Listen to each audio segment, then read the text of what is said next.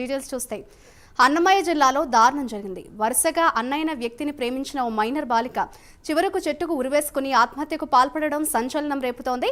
తంబలపల్లి నియోజకవర్గం పెద్దమండం మండలం బండ్రేవు అడవిలో ఈ ఘోరం జరిగింది. కొద్ది రోజుల క్రితం ఇంట్లో పేరెంట్స్ కి చెప్పకుండా బయటకు వెళ్లిపోయింది.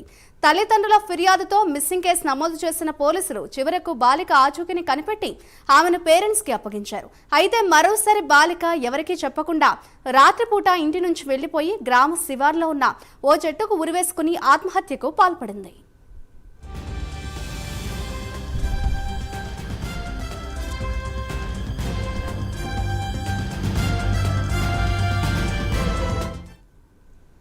ఇక విషయం తెలుసుకున్న పేరెంట్స్ అవమానంగా భావించి ఘటనా స్థలానికి చేరుకుని గుట్టుచప్పుడు కాకుండా కూతురి శవాన్ని దహనం చేసి వెళ్లిపోయారు.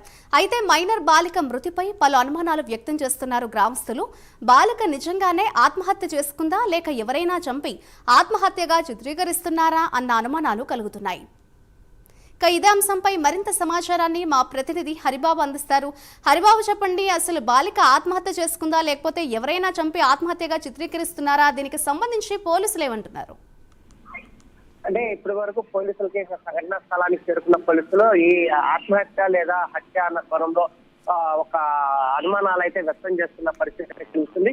కేవలం తల్లిదండ్రులు పరువు హత్యగా భావించి కూతురు ఇలా చేసింది, ఇంటి నుంచి పారిపోయింది, అన్నకు వరుసగా అయిన వ్యక్తిని ప్రేమించి అతను పెళ్లి చేసుకోవాలని భావించిందన్న అవమానంతో తల్లిదండ్రులు ఆమెని చంపేసి పరువు హత్యగా కాల్ చేస్తారా, లేదంటే ఇది పరువు హత్య అనేది కోణంలో కూడా పోలీసులు అనుమానం వ్యక్తం చేస్తున్న పరిస్థితి కనిపిస్తుంది.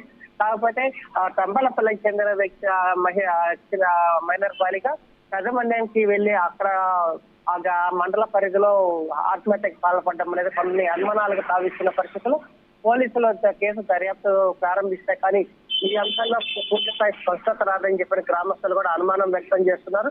ఎవరైనా అమ్మాయిని తీసుకెళ్లి చంపేస్తారా, లేదంటే పరువు హత్య కోసం అనేసరి తల్లిదండ్రులే చంపారా అన్న కోణం అయితే ఇప్పటి వరకు బయటపడాల్సిన పరిస్థితి ఉంది. ఈ కోణంలోనే పోలీసులు కూడా దర్యాప్తు చేపడుతున్నారు. మాధురి. Right, thank you Haribabu.